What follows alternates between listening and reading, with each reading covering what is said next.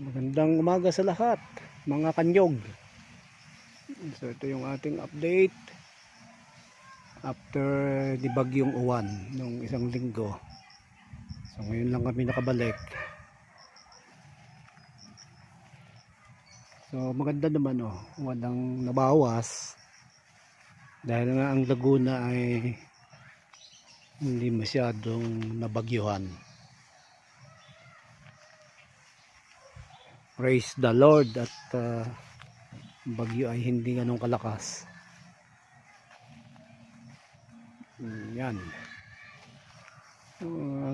Ating mga dwarf coconut.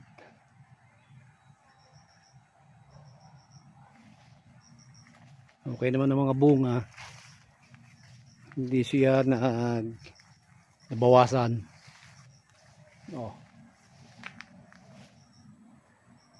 Intact pa rin siya.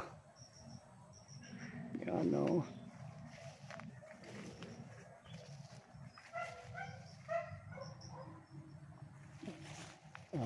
yan rin naman ay bugnos. Talagang natatanggal.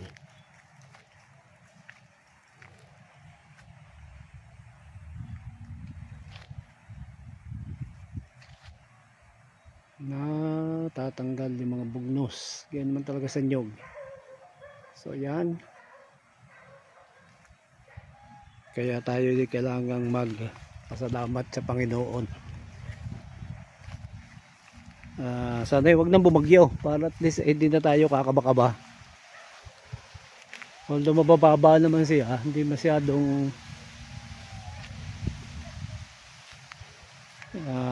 tatamaan ng hangin. Kaya lang malabay ang dahon, kaya nakakakaba rin.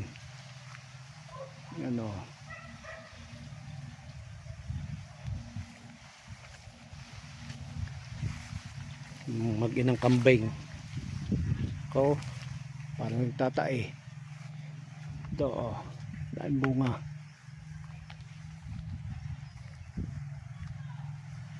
Ito yun na itong isa. Pwede nang i-harvest. Ito ay si Jelly Ace. Jelly Ace, ay ang payat na Jelly Ace daming pagkain na ayaw kumain mabuti. Sorry, yung isang puno na kakailan lang mabunga.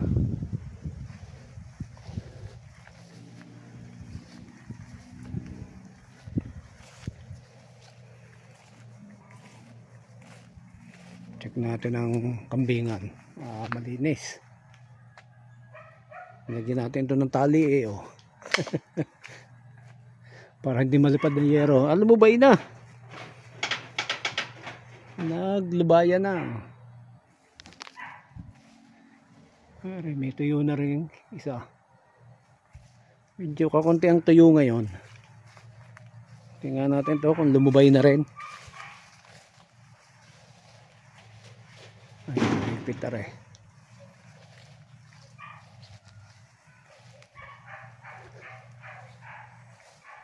Yung isa nako nabuklo ang kuwan.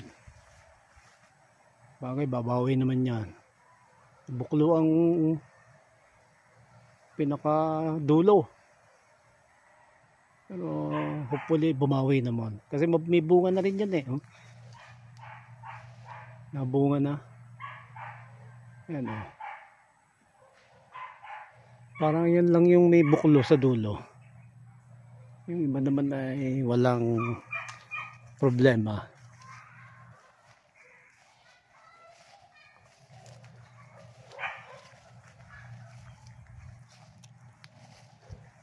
Nakita ko ditong may tuyo na rin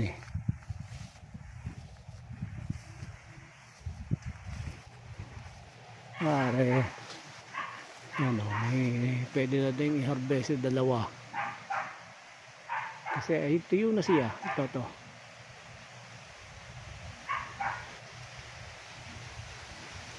Susungkitin na lang.